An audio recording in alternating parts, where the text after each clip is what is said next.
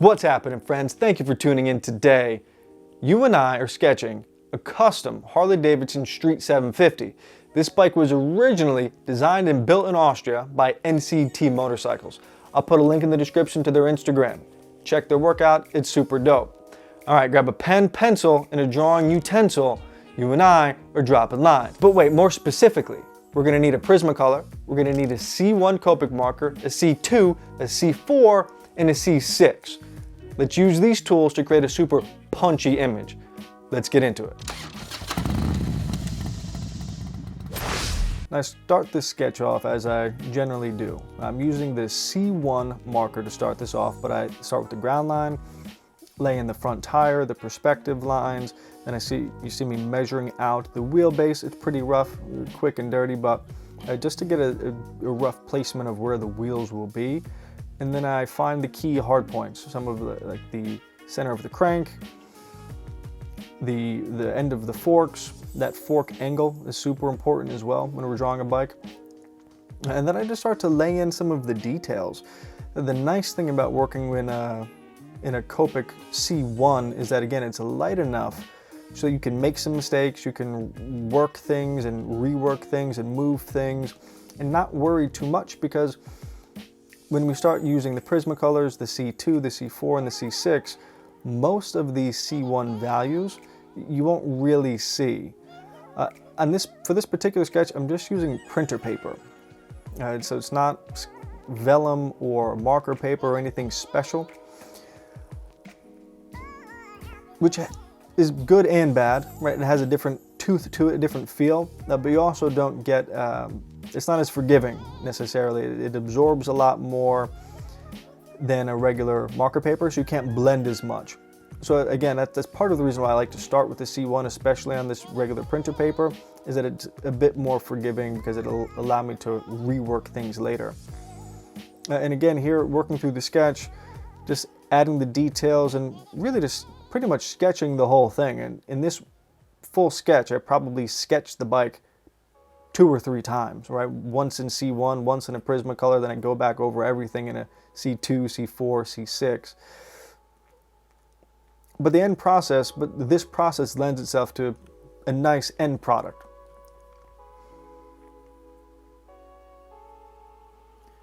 You know, and I really like what NCT has done with this bike, because they've taken a bike that looks kind of heavy. I'm not a huge fan of the Sport 750, or of the Street 750 rather. It's a little bit dense. But NCT has done a nice job of lightening up the tail, lightening up the tank a little bit, or at least creating a different shape that feels reminiscent of some classic Harleys that have these really boxed off tanks that you see in early 1900s, 1920s and such. So there is some Harley DNA in the general shape of the tank, at least to my eye. Whether or not that was intentional, I would like to think that it was. And then I'll come back in with the C1 and just start color blocking, or value blocking rather, and giving myself a little bit of a guideline for where I'm going to be placing some of the darker values later, and just getting a sense for the read. Are things in shadow? And again, I can play with the C1 a little bit because it's forgiving. And then obviously you can't forget your grips, last but not least. And then at this point, I pick up the Prismacolor because I have an underdrawing established. And I'm busting out the ellipse guides. The first time I've used the ellipse guides in a long time. But the ellipse guides are really, really nice when you're creating a piece that's a bit more finished, more of a presentation level sketch. I don't think that this sketch gets to presentation level, but I use the ellipse guides. And you see that for the fronts I used 50-degree ellipses, and for the rear I use 35-degree ellipses. As you go back in perspective, the ellipse closes, right? So instead of being more open like a circle, it becomes more narrow like an oval. That's a simple way to describe it. I don't know if it's descriptive enough, but the rear wheels are a bit tighter ellipse. And then I come back through and with the Prismacolor, and I'm just sketching over my sketch. And what's nice about this process is that I can be loose and maybe a little bit fuzzy or hairy or scribbly with the C1, and then I can come back in with the Prismacolor and just pick out the perfect lines that I want to keep. So that's the benefit to doing this type of under sketch, is that you can refine it with some of your over sketches, if you will. And it's all built in one sketch. You're not wasting a bunch of paper or a bunch of time even. And then I also can come through and add extra detail with the Prismacolor, right? Because the point is a bit finer on the Prismacolor.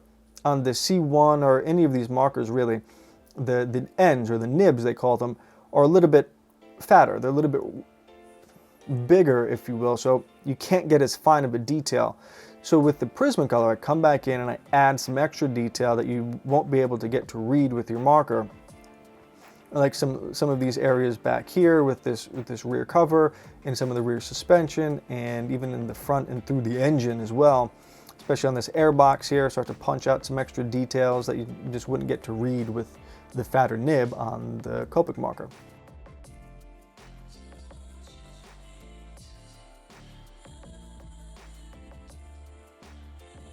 You know, and I'm being careful not to draw too darkly at this point with the Prismacolor, because we'll see later I come back and really just punch out with some extra darks certain key details. So I don't want everything to be super dark, or I don't want to press too hard on the Prisma, because I want to leave myself some room to continue to build that up later, even after I've added my C2s, my C4s, and my C6s, all of my darker values.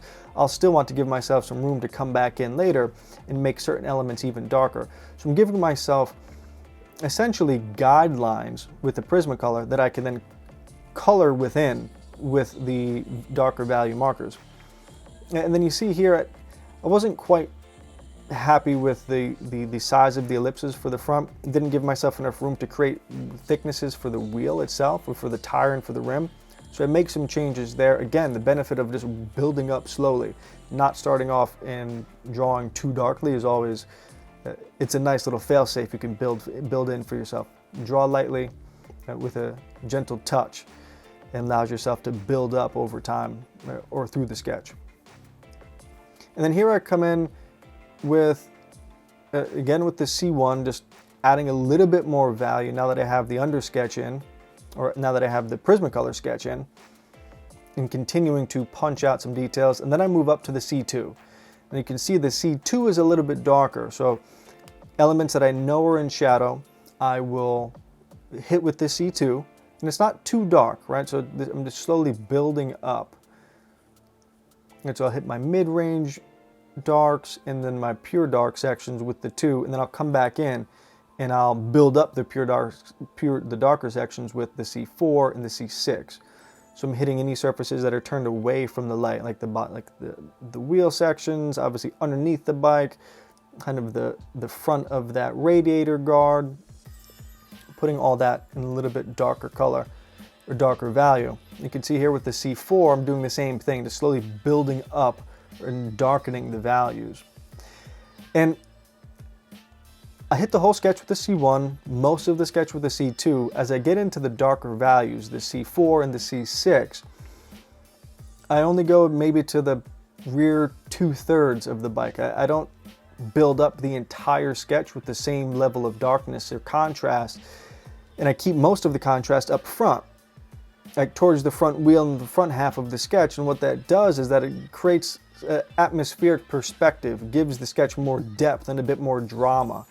If I were to give everything, like the rear tire, the same darks that I put on the front tire, it's hard to tell where you want the viewer to look, right? So we really want to focus here on the front section of the bike, because it's a front 3/4. And then I finally come in with the C6 and start to really punch out certain details and set things back in shadow, and start to punch out the chrome bits, get some of that reflectiveness, and working the front tire as well, front tire, the front rim, to make sure that we get that wheel to really punch Yeah, and then to read strongly as we look at the sketch. Right, adding some darks around the tank to make sure that the tank stands out from the engine and frame details. Because obviously the tank on any Harley is a super important element. Even on their electric bike, you'll notice that they maintain that some Harley-esque-ness shape with that tank that isn't actually a tank on their live wire. Right, coming in with the C6 on the lower side of the bike. Now what you'll see here is that I'm also working quickly with between the C4 and the C6. So as I lay down some C4, the paper is still wet, so I can blend in a little bit of that C6. But you have to work quickly. If you let the ink dry, you won't be able to blend and get any kind of gradient or smoothness with the value, because once it dries, you'll get, it becomes streaky, if you will. But if you can work quickly and while everything is still wet, you can get some nice gradients, as you'll see here with this lower shadow. Hit it with the 2, and then I come back in with the 4 to punch out certain parts of that, and you get a nice subtle gradient there in that shadow. It's because I'm working quickly while the ink is still wet. And then I come back in with the Prismacolor, and I start to, like we mentioned before, punch out certain key details that I want to stand out, or that just will benefit from further definition, to make sure that things are reading in space properly. Right, so making sure that the exhaust, which is a super important element, reads well and stands off from the tank. Setting off that radiator guard and belly pan section, and then adding some more detail around the headlight. You want the headlight to stand out. It's a super important part of any motorcycle, is the light signature. And then I'm even adding some extra shading with the Prismacolor along the front wheels to make sure that, again, everything punches and it is nice and contrasted. And you can see here, as the sketch moves back, it becomes more light and kind of fades off into the distance, which is what we were going for.